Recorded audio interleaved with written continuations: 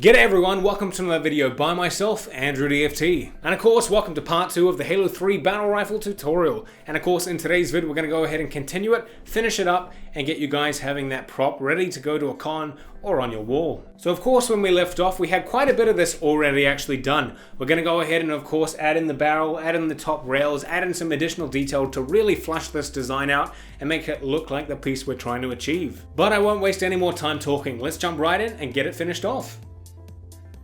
Alright, so when we left off, we of course had this main triangle section built and ready to be installed on the gun.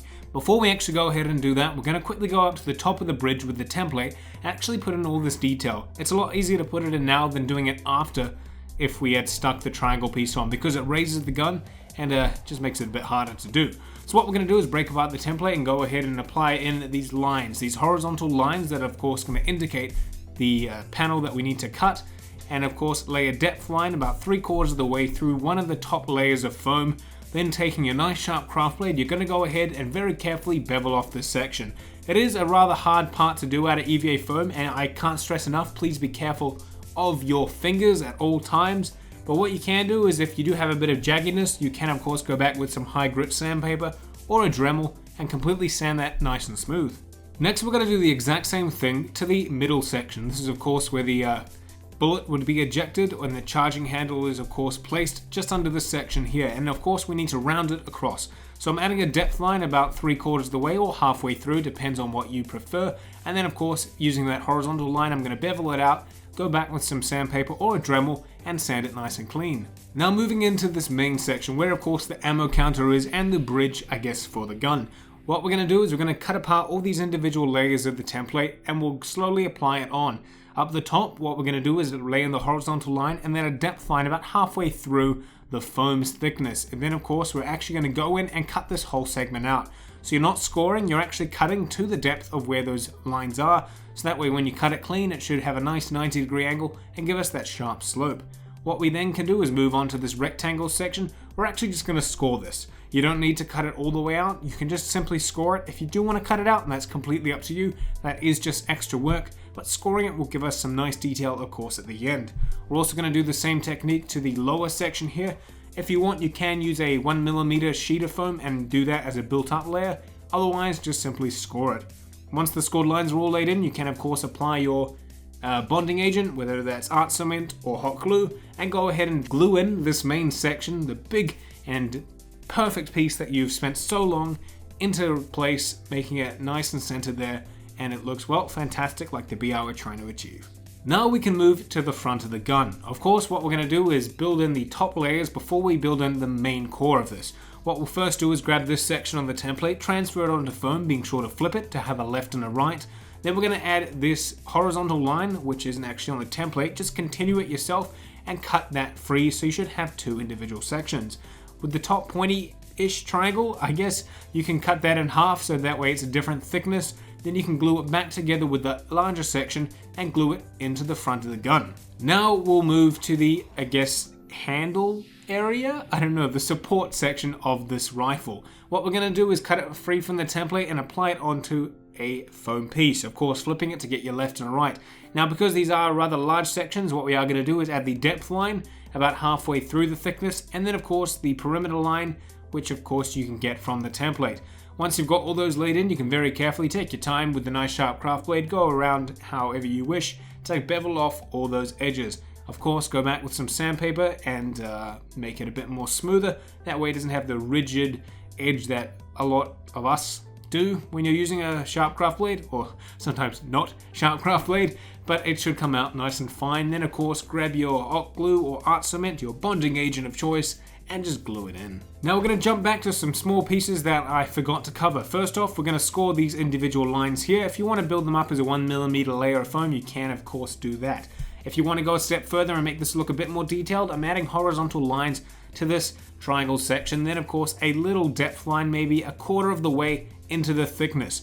What I'm then going to do is go ahead and trim off all these sections. What it will do is give us a far cleaner look rather than having that hard edge. It gives us the nice bevel effect, and of course once you sand it and then you give it a nice heat treatment later, it should be very cool and give us a more rounded looking piece. Now we're going to do the beveling technique up top here as well, up just under where the rail system will go. We're wanting to, of course, make this wrap around. You can do it my way, or you can be a bit more extreme. I'm simply cutting in with the horizontal and the depth line, beveling that off, then of course dremeling it, or sandpapering it to make it smooth. If you want to completely dremel it to make it a full-on spherical angle, you can of course, but that's completely up to you. Now we're going to have a section that of course we're going to add in as an additional layer. What we'll do is grab the template, then just get the giant slab out onto foam. We're going to cut it a bit thinner, so I'm adding a depth line about 70% of the way through the individual thickness, and then cutting that free, getting rid of that textured side.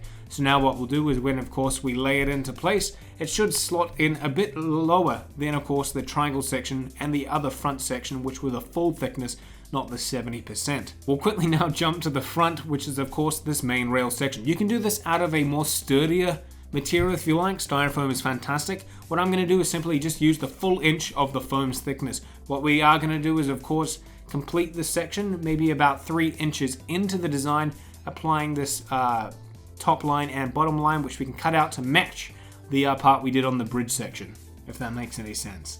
From there we're going to jump right to the tip of the gun, and we're actually going to bevel off these segments. Right now it looks really hard, really blocky, which we don't want, so we're going to go ahead, add those depth lines, add those horizontal lines, and just very carefully go and take those off. You can apply these in manually, they're not actually on the templates. This is something I thought of just at the end to really make this look a bit better than of course what I had originally planned, but you guys are talented, I know you guys can achieve this, so hence why I'm putting it in now. Simply go bevel them off, it gives it a far cleaner appearance. Of course, take the sandpaper or the Dremel, make it look nice. Once that's clean, you can go ahead and start gluing in these nice railing systems. You might have to trim them to make sure that they sit flush, but that's fine. Having to trim down is far better than having to trim up or add additional thickness. Now before we jump to the heating treatment, we're going to quickly go ahead and cut out using the template small little sections for the trigger and the trigger guard. That's very easy to do. I'm just doing it out of 80% of a thickness of a layer, so I'm simply just cutting off the texture using a depth line and then gluing it in. Now once that's all glued together, what we can do is go ahead and of course apply the heat treatment. Now I'm going to slowly work my way down the gun. This took me about 3 minutes to complete one side, and as you can see, pieces that we of course scored are now really starting to pop. You can hold the heat on them longer to make them stand out even more, but that's up to you. As long as it doesn't catch on fire and burn your house down, I think you're going to be fine and the detail will be there. Now comes the time for the barrel. So what I'm using is just simple electrical conduit. You can use a PVC pipe, you can use a wooden dowel. It's completely up to you. Electrical conduit is light, it's good thickness, it's got a good diameter, and it's easy to use. I'm simply going to go and trace the diameter of the piping up in the front of the gun and then cut out maybe 4 inches into the foam just using my craft blade. You can use a Dremel if you want, but a craft blade will do it just fine. Then of course you can fill that with hot glue, you can fill it with art cement. You're going to put those barrels in there, you're going to make sure they're sitting straight by literally holding it while it dries, and you should have the appearance you're after and have it look rather nice. Now that the gun is heat treated, what you're going to do is wanting to seal it. Now you can use Plasti Dip, you can use wood glue. I personally use wood glue because I know I don't do much with these props. If you're going to be going to events, then I'd suggest maybe using Plasti Dip. Now once you've of course coated it with whatever treatment you want, then you can go ahead and paint it, and that painting technique is completely up to you.